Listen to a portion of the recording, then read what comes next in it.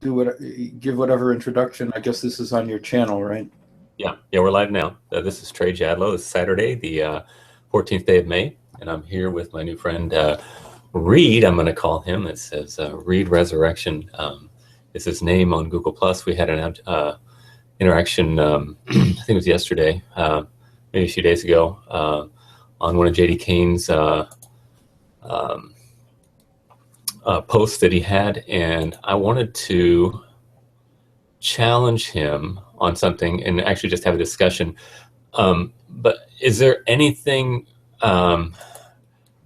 Reed, that would be interesting about yourself that you would feel comfortable saying that might let us know a little bit about you? Do you know anything about me? Very little. I've read, some of the posts. I follow TST for time to time, and the gang that kind of is in those hangouts. So I've seen basically back and forths that you've gone through in the comment sections with other people, but I don't really know very much about you. I know you're a theist. I take it you're a Christian. Of what do you profess a denomination or any particular line of Christianity that you prefer? Yes, I do. Yeah, let me just give a little introduction. I live in Kansas. I don't know, somewhere we may live in a similar area. You're sitting in Central Time Zone as well. But I live in Kansas. I'm in the Chicago suburbs. Oh, cool. Okay, so we're not far away. About a 9-hour drive, 1-hour flight. I live in the Kansas City area. I'm a dental lab technician. I will be 50 years old next month. I have 6 children. Sadly, I'm divorced. My wife left me a few years ago. And I'm a born-again Christian. I'm a dental lab technician. Been a lab technician for 25 years now, or. And I have my own lab in Kansas City area. So I like working alone and listening to stuff. And I'm kind of an autodidact. I'm not educated. I have very little college, but I find something that's interesting to me, and I really like to latch onto it and learn stuff if it's interesting to me. And one of those things that interests me is issues of ultimacy, ultimate issues, just discovering, things about reality and truth and origins, meaning, how you justify morality and even destiny and stuff. So those are the things that really make me tick. And so I enjoy interacting with that. I'm kind of a blue-collar scrapper. I'm not very refined, and I know some weird things that nobody else knows, and I don't know real obvious things that most people do know. So I'm kind of a weird duck in that respect. But anyway, I enjoy interacting. I have a soft spot for atheists. I don't know. I think I have a very dry sense of humor, so I think I kind of guys like JD. JD doesn't like me anymore. Now he's gone to the personal attack, but unfortunately. But I really like atheists. I enjoy interacting with them because, like I said, I like dry humor, and I care about them. And I interact here because I care about them and want to be a benefit to others and hopefully to myself as I interact. Okay. Any information about you that might be? Oh, yes. Let me tell you first. I'm a Reformed Baptist, so I'm a Calvinistic Baptist. I got you. Okay. Christian. So that's where I come from. Good. Okay. A little bit about myself. I am 62, 3 for the time being. No, 62 for the time being. I'm the same way. I forget how old I am. Well, birthdays come and go, and it's just okay. Yeah, tick that one off. It doesn't matter that much anymore. I am a lawyer by training, but I don't practice. I don't have a law practice. For the past probably 15 years, I've worked in real estate development with housing and senior housing. Anyway. Do you have any kids? I have 2 kids. My daughter's getting married in October, and congratulations. my son is getting married the following June. Wow. A year from June. Yeah, so it's pretty cool. I was raised in a Jewish family. Okay. Never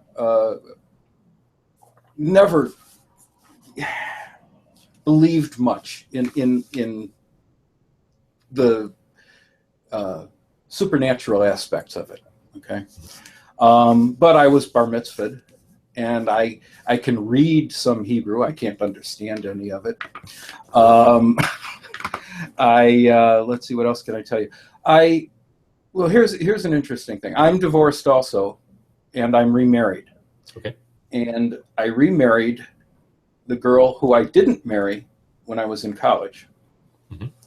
And the reason we didn't get married when I was in college was because she was a born-again Christian, and I was Jewish. And at the time, both of us had our parents around and alive and families and all that kind of stuff. And we couldn't figure out what to do if we had kids. Because it's the old, she has to baptize them first thing, and sure. I was never comfortable with having kids baptized, so it just wouldn't work. So we stopped, and I married someone she was Jewish. We had kids, we raised them, and we couldn't get along, so we got divorced. And it's not a real contentious thing between us. We both recognize that, life's too short to be unhappy all the time. So we got divorced, and I came across my old college girlfriend, and she had married an evangelical Christian at the time, and it ended up that he wasn't faithful, and she divorced him, and had been divorced for a long, long time. I found her right while I was actually getting my divorce, and we got back together, and we got married right away. Okay. So she has 3 children, 6 grandchildren, and as I said, my kids are getting married shortly. Mm-hmm. So she and I go round and round on the subject still. And as I think I said in one of the comments that led up to this, I have a good friend who is a young earth creationist, also Baptist. And we go back and forth all the time. In fact, every first Monday of the month, I go with him to a lecture series that he supports for a creationist, lectures all the time. So, I enjoy being part of the debate. In all honesty, more these days when I follow online, it usually has more to do with either the social justice warrior problem, if you will, that is going on the internet, and the Jesus historicity discussion and debate, which, in my opinion, is just for atheists. I wouldn't engage you in that conversation. I wouldn't imagine there's a point to it. So those are my primary focuses now. But I still enjoy the old back and forth on God's existence from time to time. Mm-hmm. Well, good. Well, that's helpful. Thank you for that information. Let's go ahead and dive into the context of our conversation for today. Now, JD had posted a video. A video, right? A clip from a video, right? Yeah, from Pastor Glenn Barrett. Right.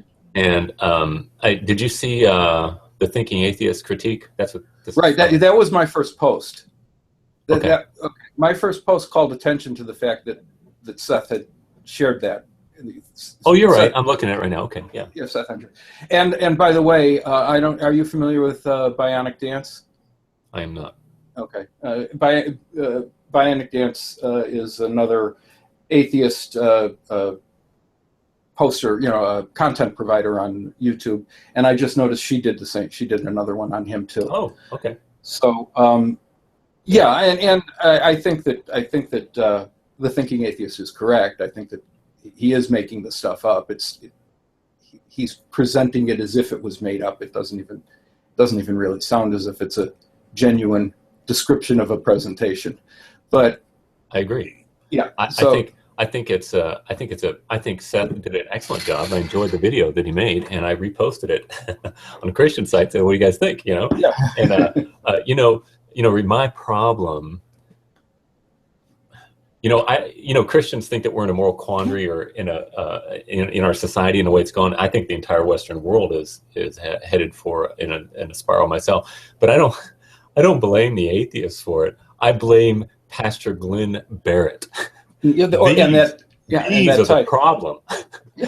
I mean, they're lying for Jesus. When I first saw this, because it had I think Seth said it had or not Seth, is that his name, Seth? Yeah, Seth Andrews. Yeah. Seth said it had 1 million hits, and I think it was only a few days old, wasn't it, or something? Probably. Was it for Facebook? Was it probably from Facebook, I assume? Yes, and I saw it. I saw it in several places on Facebook, and I commented and I said, what did he do? I mean, here he is. He says, give an answer, and he gives this flamboyant story, and the moxie that these guys have, these stupid happy clappy guys, they got their cool clothes on, and they make up stories doing Jesus a favor. These are the same guys that claim miracles that never happen, and it's just like, what are we to do, the true church, when we have charlatans like this? Exactly, and that was kind of the reason for my post, was to say that, what are you doing here? If you're lying and you're accusing, and now you're going to claim a moral high ground somewhere. Okay, right. And then he removed it when he's called out, and it's like. The thing that frustrates me is that there's people that support these fools, and they'll just keep on.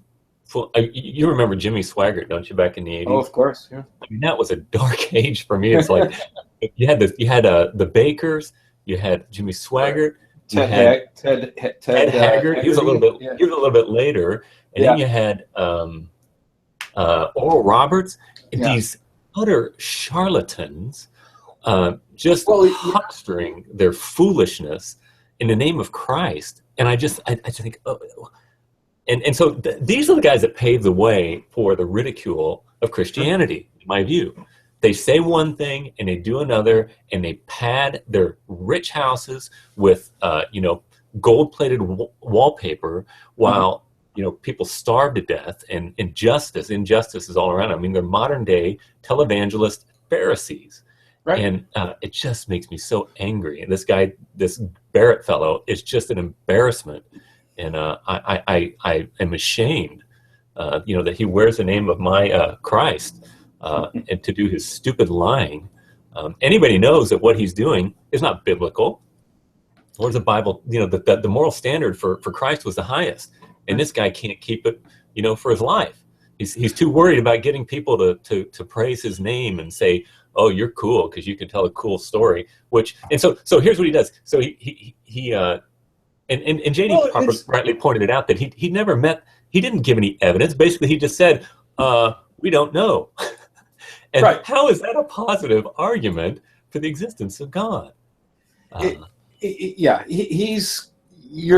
and I are on the same page as far as that's concerned. I mean, the guy is just ridiculous. And again, in my post, that was what I intended to bring across.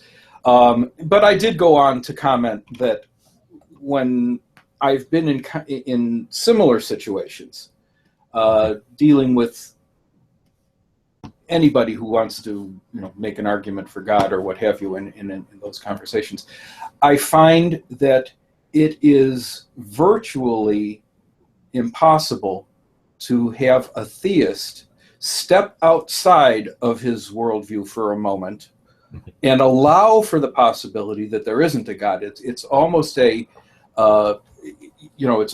as soon as you raise the question, their arms close around them, and no, I can't do that. They shut down. Is the common reaction, and so but if they go on and press about the possibility of God, then now all you're dealing with are relative probabilities, and if you want to extract the fact that I, as an atheist, will allow for the fact that somebody could prove to me there's a God. Mm-hmm. Go ahead. I'm waiting. I I have to allow for the possibility because he had a point in that, in saying that, you know, the amount of knowledge that we have of all there is to know, actually that spot was way too big. Yeah, but that's not even it. That's not even it. It's not that you're going to find him in a place where you're not looking.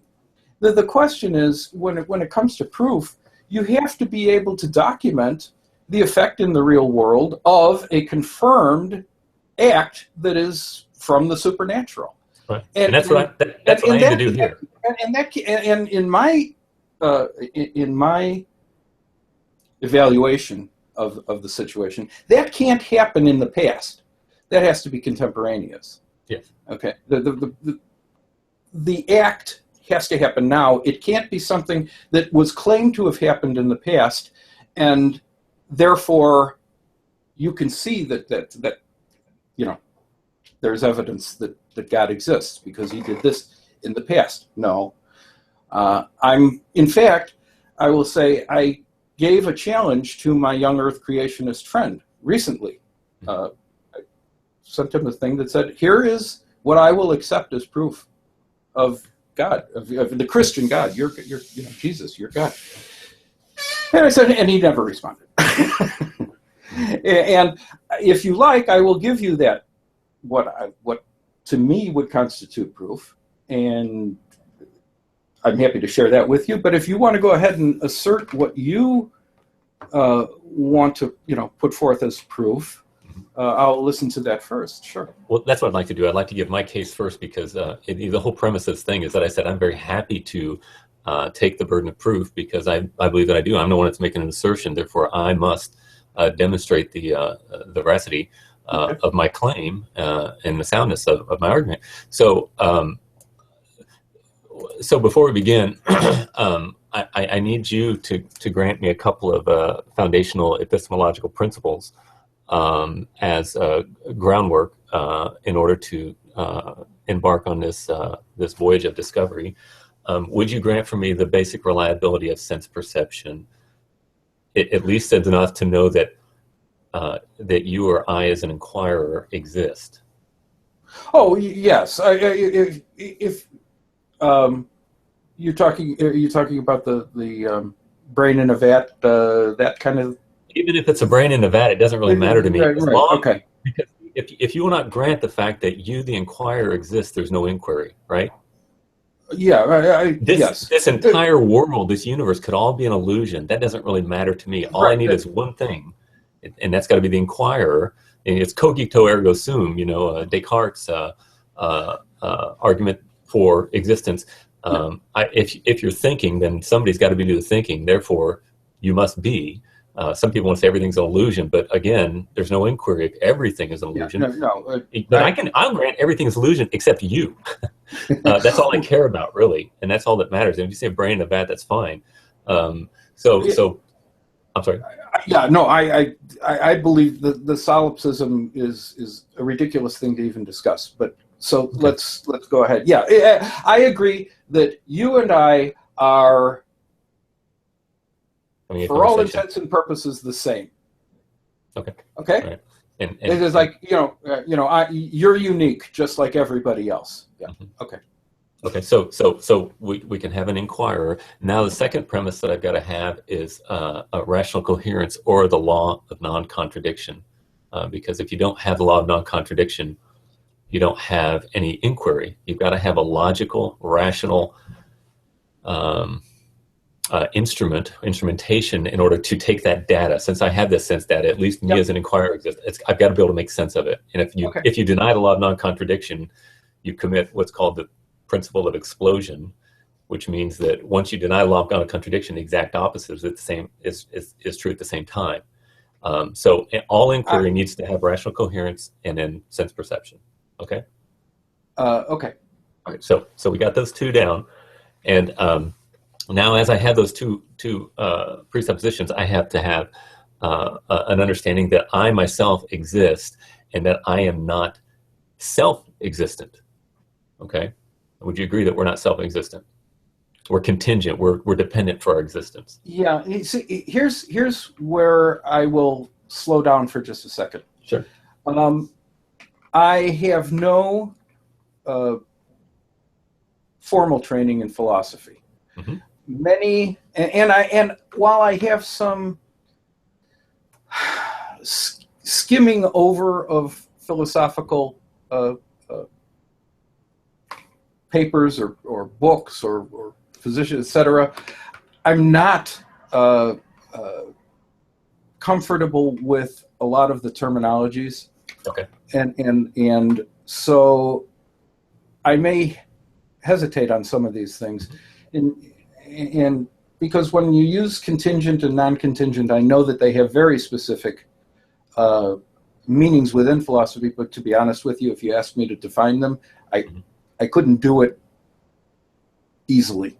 Okay. No, that's fine. I appreciate that. And you're the kind of guy that I'm really gentle with. People who are smart Alex, I'm really astute with them, and I don't have any compassion, but people that are, you stop me anytime you say, I don't understand, it doesn't make sense. And if I can't explain it to you in a way that makes sense, then I have failed. Okay. And you got to wonder, do I really understand it myself if I can't make it really? And of course, not everything can be that way, but with this argument I'm talking about, it's really, really simple. And so for what I mean, when I'm saying contingent, I mean dependent for its existence.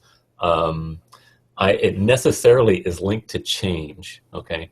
Changing things are contingent by definition because they're moving from one state to another. Even though we have a continuity, for example, in our being, we also see a change within it. It says, all the cells in our body will change, throughout a period of time, so that we're, in a sense, we're not the same body later on in life that we are today, if you want to look at the exact matter of what we're looking at.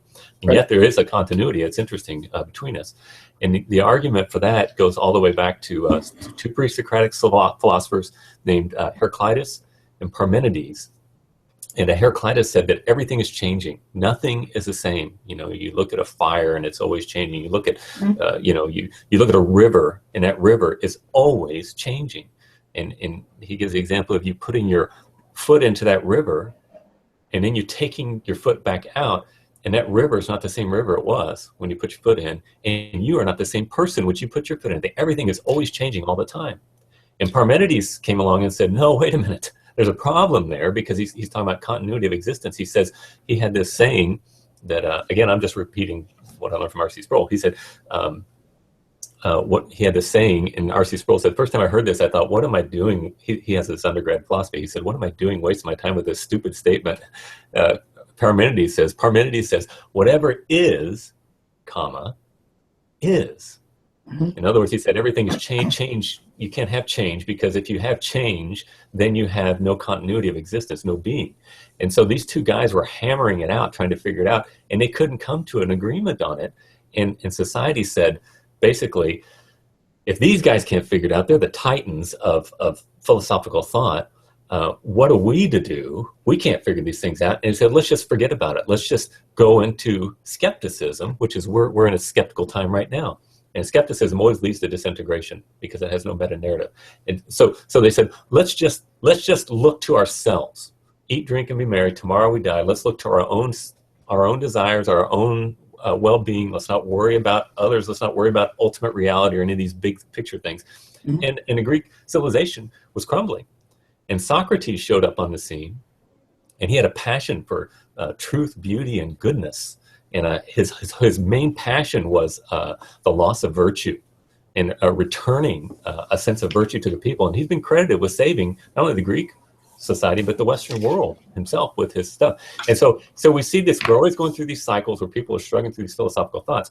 And so anyway, so we've got this idea of contingent being and self-existent being. Those are the two things we're talking about. Self-existence would be the Parmenidean, non-changingness. And the changingness might be related to a Heraclitean type paradigm where there's change. And so and Plato and Aristotle, hammered this out as well. And they came to an impasse. And they were, Plato was a rationalist. Aristotle was an empiricist. And they had different epistemologies and different metaphysics and stuff. They couldn't come to, and they fell into another age of skepticism, which was reconciled by essentially the Apostle Paul in Christianity. And anyway, as we're going through this thing, we've got this thing called contingent being. That means that which is changing. And if something is changing, then by definition, it's dependent, because whatever is affecting the change to that thing, it is dependent on that. So it has dependent existence. And you and I both have to eat. We're dependent upon food in order to eat.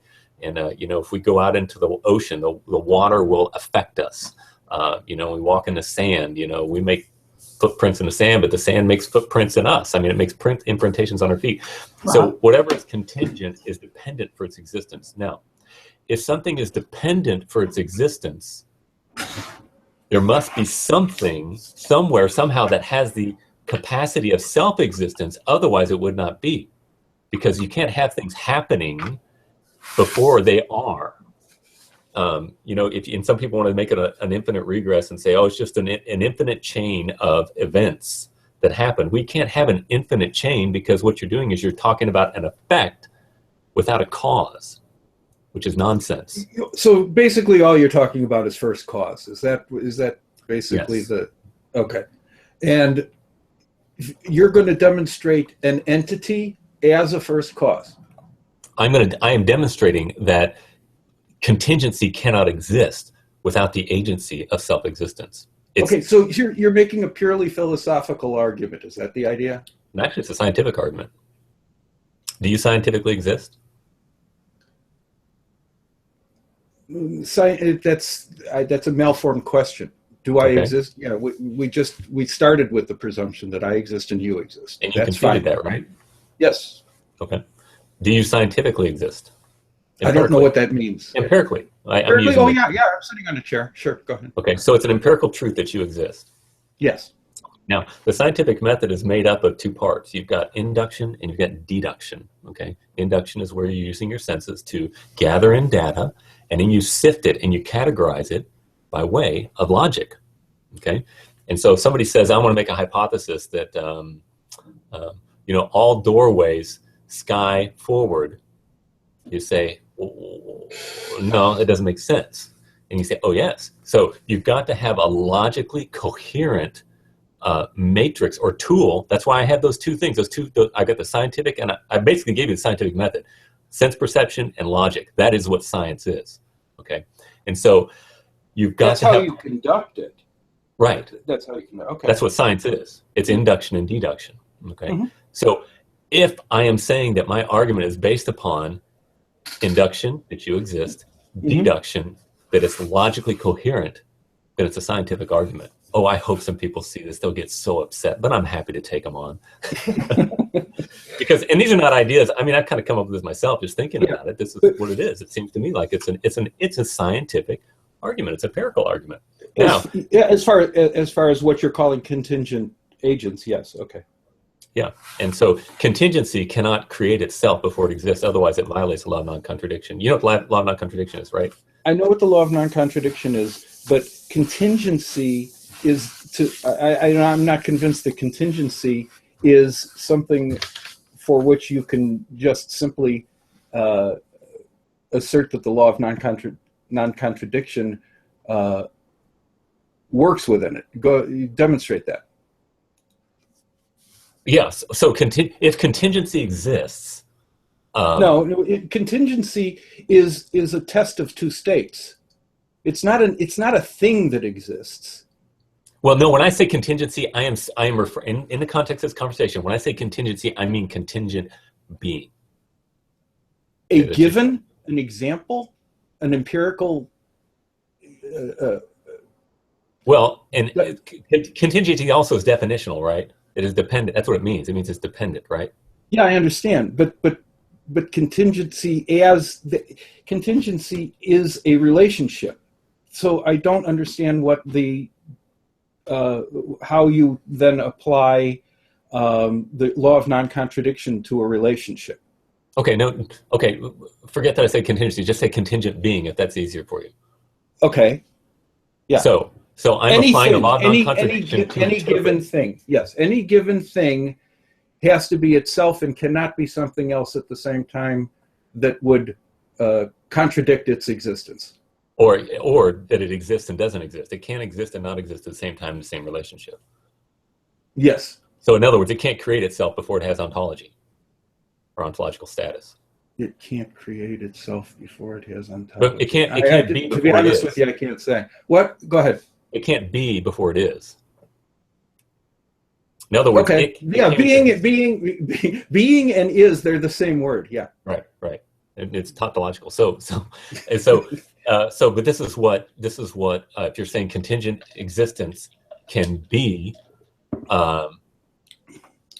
it's not eternal by definition. It's dependent. And what is it dependent upon?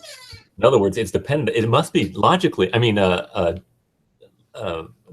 it must be dependent upon self-existence. There cannot be contingent being unless self-existence creates it.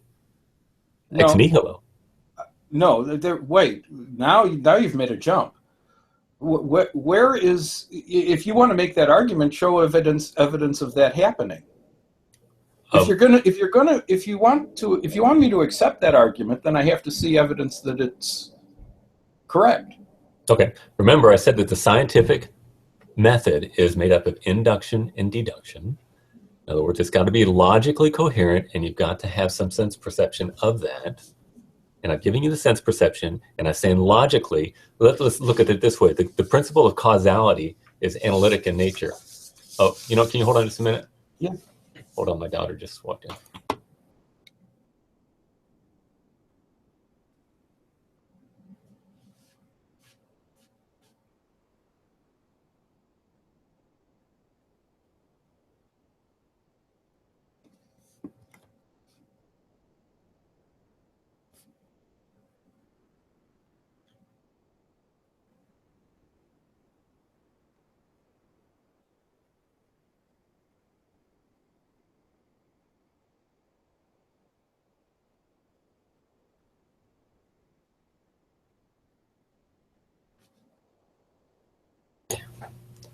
Sorry about that. Sure. See, the concept of a creation ex nihilo is a claim that's made in the Bible, but nowhere else is it somehow demonstrated, if you will. Okay, it's a claim that the Bible says that God created the universe ex nihilo. Yeah, well, I don't even want to focus on that. But the concept of an ex nihilo creation is a claim out of the Bible. It's not a scientific claim. Oh, absolutely it is. It's definitionally true. But that's fine. When have you seen a scientific claim of ex nihilo creation? Remember, the scientific method is made up of induction and deduction. Okay, and let me finish my point here. So I talked about the principle of causality is an analytic statement. In other words, you say that every effect must have a cause is a tautological statement. And an analytic statement is one that's true by definition. In other words, the predicate is adding no new information to the subject of the statement. Okay, you could say a bachelor is an unmarried man. Bachelor, unmarried man. They're the same thing. Okay, you're just restating yourself. A triangle has three sides. Triangle, right. Three sides. Okay, those are analytic statements. They're true by definition. Causality is an analytically true statement. Every effect must have a cause is analytically true because the only way you can define an effect is to say that is that which is a result of a cause. The only way you can define a cause is to say that which gives rise to an effect. So to speak about an effect without a cause is nonsense. The principle, you're stating something else, but it doesn't make any sense. And that's causality is just an application of the law of non-contradiction. And so what you're doing right now is saying, well, it's possible to have an effect without a cause. It's possible to have contingent being without self-existent being. And it's nonsense. You can't do it.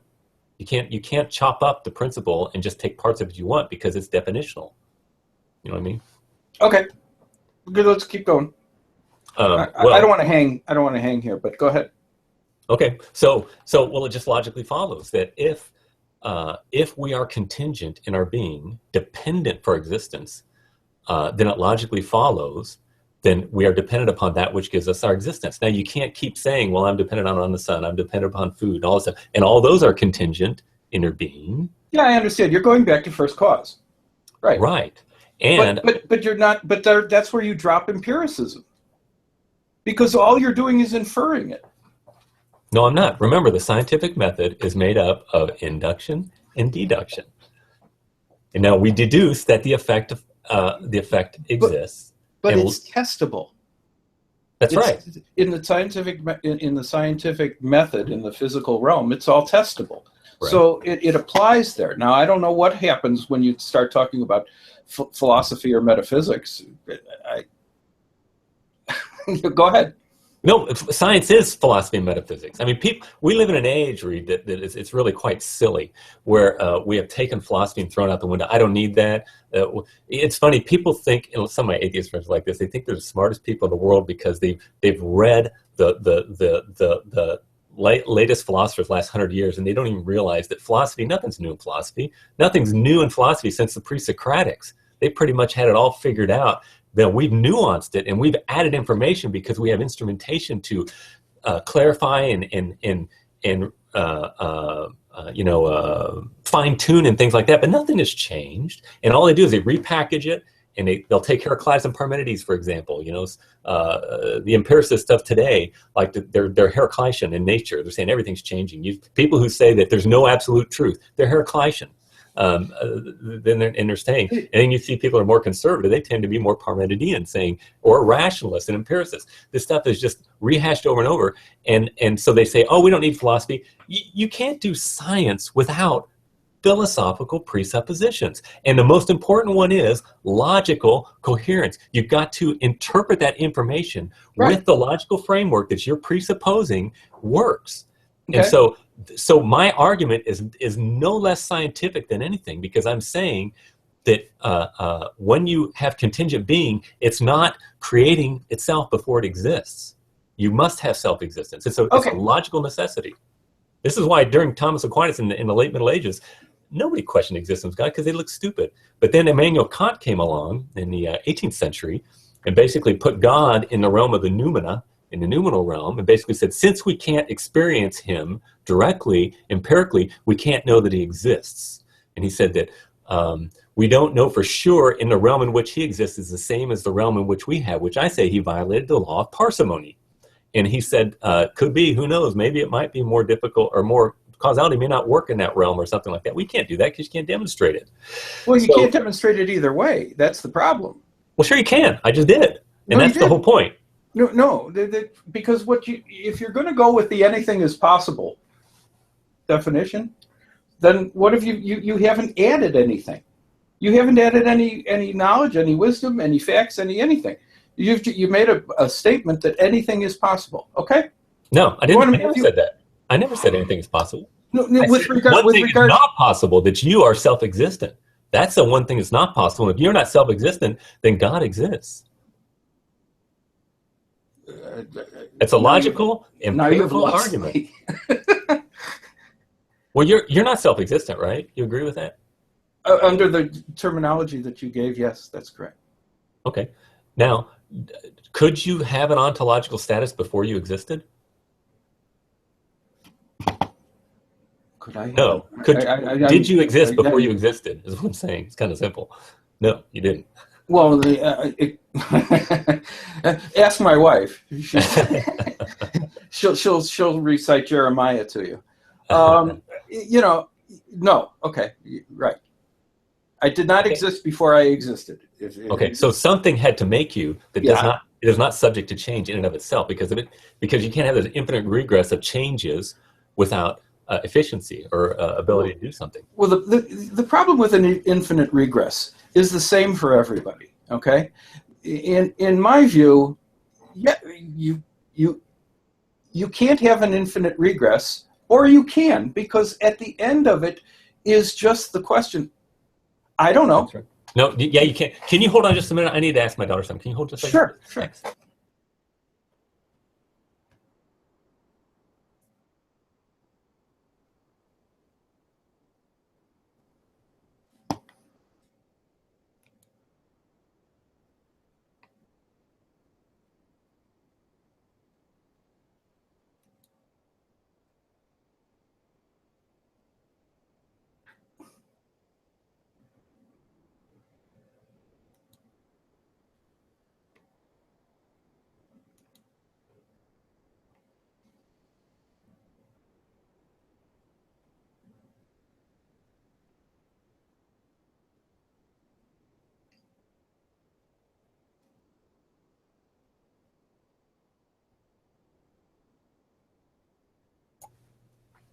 Okay, I'm sorry about that. I have my kid. I need to leave in about 10 minutes. That's okay. That's okay.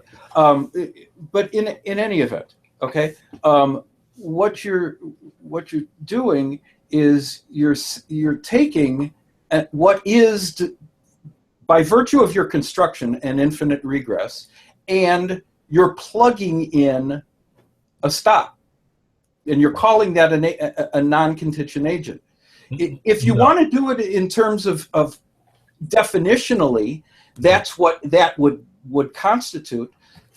Okay, but you're not. There's a difference between an idea and a manifestation of it, if you will. Okay.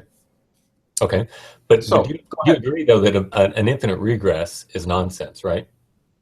An infinite regress is unresolvable, by definition. That's right. why it's called an infinite regress. So the principle of parsimony says you need to go with the most cogent argument with the least amount of assumptions, right?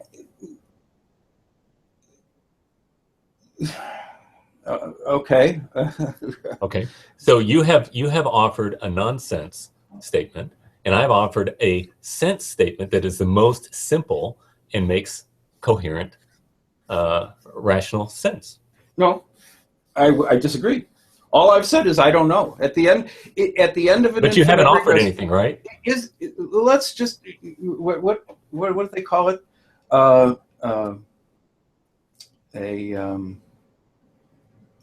The concept in mathematics of an asymptote. I don't know. It's basically it's a point at which everything resolves either to infinity or to zero. But it only approaches it.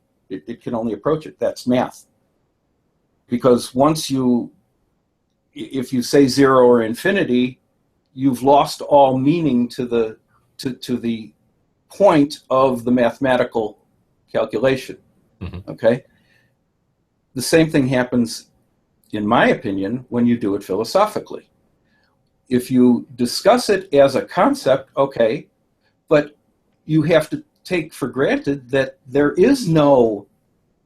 You can only approach it. You can never describe what the if you want to call it actual answer, because the equation breaks down. So you can't just plug something that is not when you talk about the contingent beings, you're talking about reality, so to speak. You're talking about physical manifestations. Mm-hmm. When you talk about a non-contingent being, mm-hmm. you're talking about an idea, not a physical thing that has any manifestation whatsoever. Oh, so only physicality is real? Only physicality is real. I don't. You're a logical positivist? I don't know. I'm a pragmatist. Okay, I'm a methodological naturalist. Yeah. I'm a pragmatist, but I'm a pragmatist first, if right. you will. Right. Okay. Because existence is special, right? Yeah, you bet your ass. Okay. Why is that? Why? Why is existence so special? Because of the first axiom that you asked me to admit to. Because you exist? Me. Oh, but saying that your existence is valuable are two separate things, right? To me. Why is it to you? That's my question. Because it's all I have. Okay. So it's a circular argument you're making there. I'm asking you, what is the justification? Because there is no objective value to existence, right? I don't know how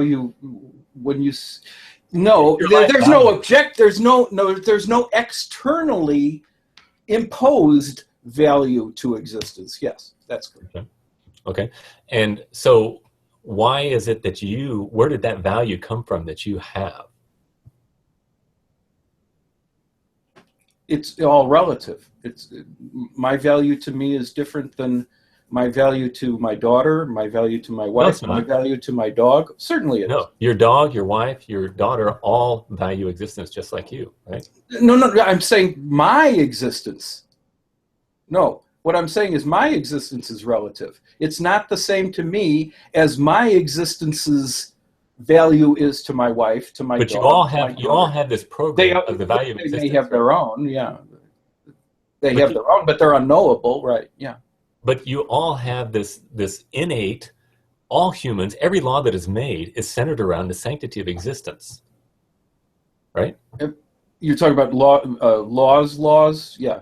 And yeah, everything that you do. Yeah. When you eat cereal in the morning, you're glorifying the sanctity of existence. When somebody kills somebody and you put them in jail, you're glorifying the sanctity of existence, right? Yeah, I wouldn't put it that way, but if you want to look at it that way, I don't suppose there's anything wrong with that. So there's no value, objectively speaking, but somehow it keeps arising in us. Yeah, when we're born. Well, when we're social animals, I mean. Right, and the question is why? Why is I don't know. Why do ants make anthills? They're social animals too. That's right. Yeah, I mean, yeah. They've been programmed to value existence. How does that come about? They've been programmed. If you want to call it hardwiring, yeah, I'll call it hardwiring. Okay. Yeah, but through evolution. Oh, evolution did it. The old famous chestnut. Well, if you're going to talk about,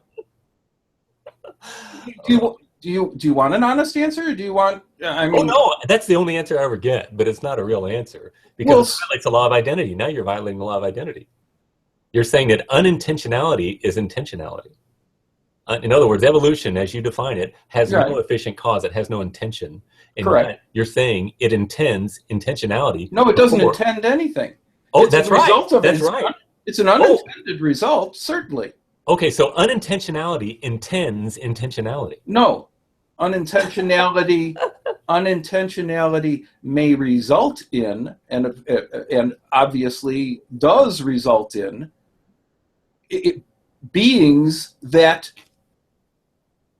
use their agency in whatever ways they do. I mean, we use agency in ways that other animals don't, and other animals use their agency in ways we don't. But yeah, so what? Well, okay, so they. But there's no intent. There's nothing driving it. Well, you just drove it with that argument. No, I didn't. I said that's an effect of it, not a cause of it. Okay, but you're saying that unintentionality can bring about intentionality. Think about it. No, what I said is that unintentionality can bring about agents who perceive their own intentions. Yes. That's right. So unintentionality is intending intentionality. It's a violation of law of identity. Unintentionality is not intentionality. No, it isn't. Look, let's just take somebody who is I don't know. This is off the cuff, so I'm going to think it through while I'm talking. Okay. Somebody who is born brain dead. Mm-hmm. Okay. But they're living, they're breathing. It's a lump of human flesh, right? That has never received any programming whatsoever. All right. Well, it has programming to breathe. Yes, it has programming, but to form an intentional action, it doesn't intend to breathe. It breathes because it's programmed. Well, it breathes because biologically that's what it does. But the point is that when we talk about intentionality, we're talking about mental agency. We're talking about brain activity that constitutes agency. That's intentionality. Okay? Without that, there is none. Right? Yes. Okay. Well, but so if you want to say that it intentionally, if the brain dead example can't move its limbs, it can't. It's purely autonomous. It breathes and it swallows and it eliminates and it exists. Okay, but does it exhibit intentionality? Questions for you. Yes. How? Yeah, I'm not talking about a specific instance of a brain dead person. I'm talking about all I need is one. I need you right now making an intention in saying something. That's all I need is one thing. So you can come up with other scenarios and say, well, I don't think that's really intentional. It doesn't matter. All I'm talking about is the existence of intentionality. One modicum is all I need of intentionality. The existence of intentionality, again, refers to a characteristic of the agent. It has nothing to do with the process that okay, but it's value. There's such a thing as value in the agency. Well, value is, everybody has their own values, right? Well, intentionality is valuing things. I mean, that's what you're doing when you're intending something. Okay. Right. Okay. So that's what I'm saying. There can't be value without a valuer, and unintentionality cannot value a contingent valuer into existence because it cannot impart that which it does not have. No, that's not the point. You're confusing two concepts here. One is a process, the evolutionary process, which has it's a Kipling's Just So story. Okay, like I said, I don't know where you come from. So if you don't accept evolution as reality, if you will, I don't accept official as evolution because it's stupid. as a best explanation, then you don't. I mean, that part of the conversation stalls. Listen, I told you, I have a conversation with my young Earth creationist friend all the time. They stall from time to time, because if all he's going to do is point out, well, evolution can't account for this, and evolution this, and if you're just going to reject it out hand, okay, go ahead. No, I'm not at rejecting evolution so far as it's been scientifically verified. If you have mutations and natural selection, as they've been, certainly, of course, that happens. That's empirical science. But if you want to say things like common descent or things valuing accidentally, I laugh at it. So the Darwinian synthesis, I don't think doesn't really work. I think it's funny. I think it's stupid. Because unintentionality does not value existence. Darwin, even in the subtitle of his book, alludes very strongly to the idea of intentionality. You can't have intentionality without an efficient cause. Accident does not intend things. So when you say intend, okay, then you are including survival. Oh yeah, sure.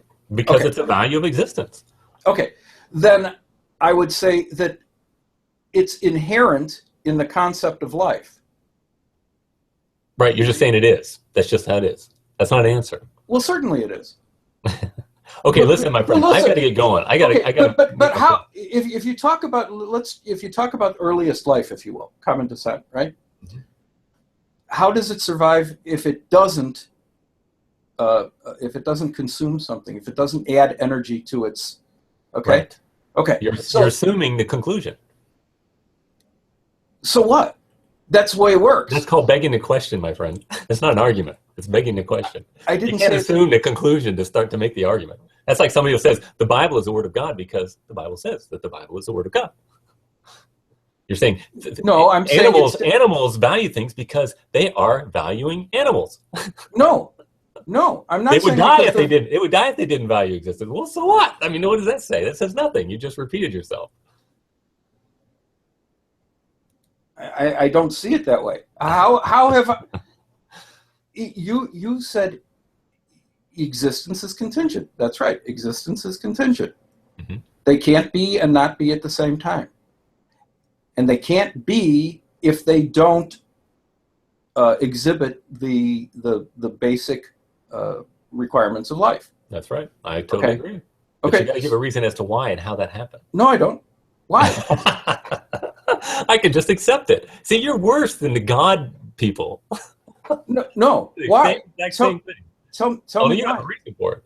Huh? What? No, go ahead. Tell me why that makes any difference. Because you're not giving a justification. You cannot. Yes, the first thing I said in the conversation is that if you're talking about first causes, whether that's first cause of the universe, first cause of life, abiogenesis, whatever it is, and you ask me what my answer to it is, it's I don't know, and I don't, and nobody, but my then that's not an answer though. Certainly. See, I gave an answer, and that fellow on the Christian, whatever his name was, Glenn Barrett. You know, he said I don't know either. So you give an I don't know, and I give an answer, and you say, well, I don't like your answer, so I'm going to reject it. But not because you gave not because you gave a rebuttal. Right, because I'm being honest. I don't know. No, you're being honest. I don't claim to know things that I don't know. Right. And I gave you an answer and you didn't rebut it, and you still say, I reject yours, but I don't know. No, you didn't. You gave me an answer that says that a non-contingent being is required. You didn't give me an answer if you're going to believe in law of non-contradiction. You're right. And I'll let all the philosophers go to what the fallacy is in that, the excluded middle and the false dichotomy and all those kind of things. But I don't speak in those terms, okay? What I speak in is to say that you've posited but haven't proved anything. You've posited a non-contingent being as the answer to what you see as a infinite regress. No, yeah, that's right. It's a logical proof. It's not a positive, it's a proof. But you haven't demonstrated. You haven't demonstrated that being exists. Indeed, I did. It's necessary. It's called necessary being, and it's a necessary. What is it? Okay, what is it? Describe it. What is it? It is that which is self-existent. It doesn't happen. That's not circular? No, it's not. No, it's not. It's Aristotelian. In the Aristotelian categories, it's pure being, pure act, and called actus purus, rather than. What is that? It's pure. It's that which does not change. It is a being that is not subject to anything. What is that? Show me one. I just told you. No, that's what it is. You described a concept, but you haven't shown me. You haven't proved that thing exists. Okay, listen, my friend. I've got to go. I've got to go pick up my son at the dentist. This conversation doesn't wrap up in 10 minutes or we can do it hour or whatever. Yeah, no, we could do this. Yeah, I mean, we could go in as long as you like. Let's talk about stuff. You and I do too, and you'll find that even in my comments, I on YouTube, I rarely will insult people. Take it to I'm having conversations. I appreciate I'm not here to kick people, and I'm not here because I have this huge ego that needs to be fed in one way or another. Yeah. I'll have conversations with people that I can, converse with civilly, and that's fine. I'll be happy to talk to you anytime. Well, no, you were very kind, and it was very nice to meet you, and I'm sure we'll talk again. And I always appreciate a civil discourse and transparency. I mean, you're very transparent, and you say, I don't understand something, I understand. And I love that because, and I say the same thing. If I don't understand something, like, I don't know. I'm trying to explain it to me because I don't know. And I think that's the way forward. Socrates said the first thing you need to do to learn something is admit your ignorance. And a lot of people, especially on the internet, they like to put a shield up, pretend to be something they're not. And it's just like, hey, just be a regular guy. We're all blue collar people, and let's interact and care about one another. And there's no need for pretense. So anyway, very nice. Thanks for the time, Trey. Okay, we'll talk again. Okay, greetings to your wife. Have a nice weekend. All right, bye bye.